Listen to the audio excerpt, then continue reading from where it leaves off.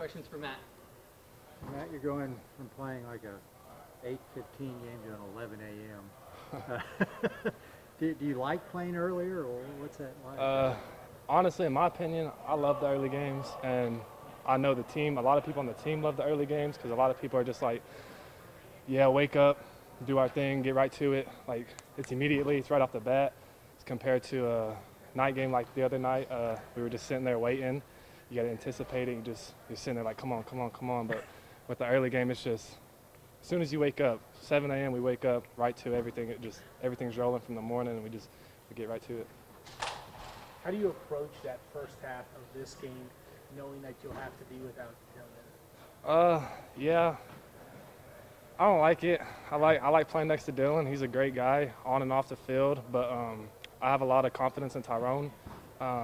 He has really good instincts, and he flies to the ball, and I have great confidence that he's going to do his job, read his keys, and do everything he needs to do to get the job done. From a vocal perspective, does someone almost have to adjust to feeling, you kind of fill Dylan's role and someone else fills your role vocally, and then you can kind of go back to that second half? Right, yeah.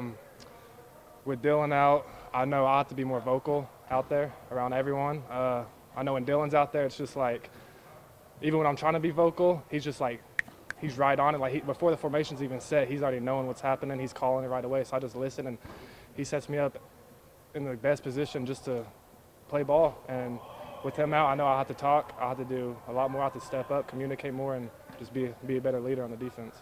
What do you see from Texas State? They scored 41 points last week. Not a lot yet. We haven't really dove too much into them, but from last year, I have a really good idea on them. They're not too complicated. It's really a basic offense, I guess you could say, but I know they have a great running back. I'm pretty sure their quarterback's really good. They got a great wide receiver, but I think we can get the job done, and I think we'll come out here and do it. Any lessons from that game maybe that you can carry, the game against them last year, that you can carry, or is that so far? No, I would just say come out and execute from the start. We came out last year, the big message was we were tiptoeing. Once the game started, we were playing yellow, tiptoeing into really the whole first half, just trying to get comfortable. I say if we just come out feeling comfortable right off the start, do our job, read our keys, every 11 person do their job, we'll come out with the W. Coach talked yesterday about the fact that, y'all watched the Oklahoma State game Friday and referenced it before.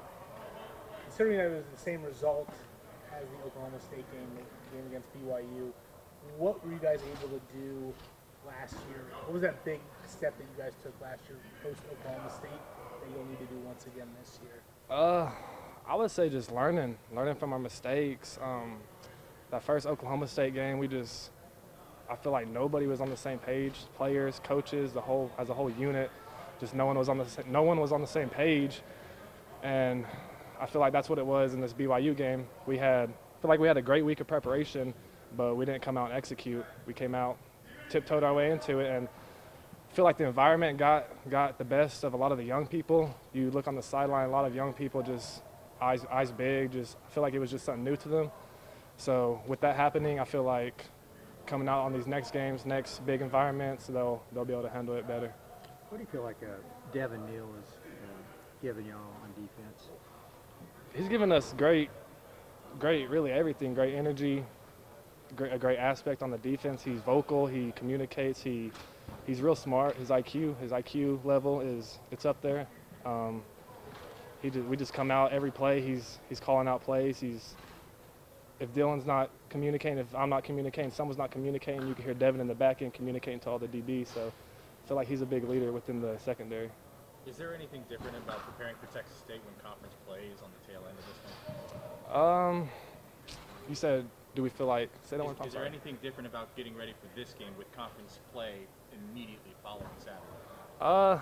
No, I wouldn't say there's a big difference. I would just say, like I said earlier, just come out every day, know who you're playing, just execute, take it one step at a time, 1% better each and every day. Just do our job, worry about the opponent we have this Saturday, and then next week we'll get to them. Matt, y'all were still able to hold their running game down, and I think that was kind of a point of emphasis for them to try to establish something there. You take a lot of pride in what y'all been able to do on that end? Yeah, I have to take a lot of pride in our front seven. I know our run game, line us up against anyone in the nation. I have full confidence that they won't be able to rush on our front seven at all. Matt, the same thing, but you're going from an 8:15 kick to an 11 a.m. to one you prefer? I don't really prefer either or. I'm fine with what they give us. I'm ready to work whenever. I don't like to look at it that way. How difficult was that, particularly being on the road, having to just sit there and wait though all day long? How difficult was that? It's natural to be difficult in those situations. Like, we're all human. Just being in one place, of course, like for a long time would be difficult. But we all were focused, just getting prepped, trying to just stay like hungry and just like do what we had to do to work. Have you been able to see Texas State film yet or anything? Or? Yeah, we watched a good amount of Texas State film already. When it comes to every opponent, we respect all and fear none. Like, every opponent we come with, like every opponent that comes to play us is another opponent. You got to give them your respect. You can't see the team logo, you can't see the name, because when you disrespect your opponent is when you have your worst games, and we want to respect our opponents. We see a team that loves to do RPOs. They got really good receivers. I'll give them that. They got a solid team. Nothing bad to say about them. But we're taking everything in, looking at their QB play, looking at running back, and just seeing what they give us, reading our keys. How much do you, or are you able to lean on the experience or what you remember from playing them last year? Or are they pretty different? Are they different than kind of what you remember? I don't recall them being any more different. They love to do more RPO style of play, and they'll do a little bit of play action. They love to get the run in, like whenever they can. They'll run the ball mostly and just do RPO off it on the back end. Yeah. Devin, knowing that Dylan's out that first half, do you have to be more vocal, or who does that fall on? Because he's kind of the vocal leader. Well, he is a very vocal leader. I feel like when it comes to the team, we all got to know our situation, do our part. Like, we're all a team. We all got to just step up, communicate, just reassure one another. Don't let anybody go blind for a play. That's all we got to do.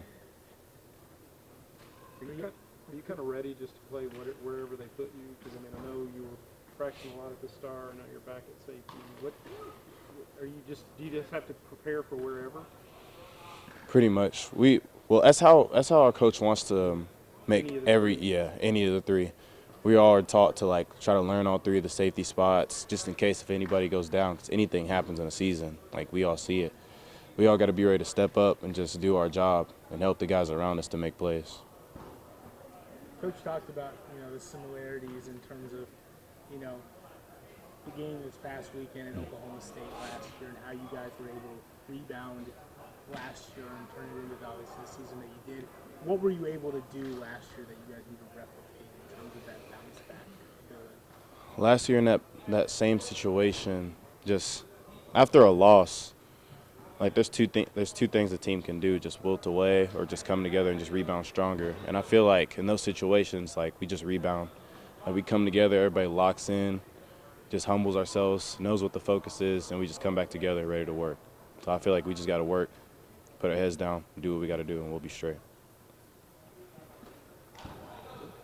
Thanks, Devin. Thank you. Squirrel, what did it mean to you for you to be so involved in the running game? It meant a lot to me just to be able to go out there and help my team and do the best things that I could to put us in position to win. You carried the ball 17 times. Do you like that kind of workload? Does that help you get into the groove? Or? I'm never going to turn down any carries, you prepare every day just as you're the starter, so when they call you a number, you're ready to go out there and work. And that's what I was able to do. With the possibility of not having Tay this weekend, how much more does that put on the rest of you guys at that position?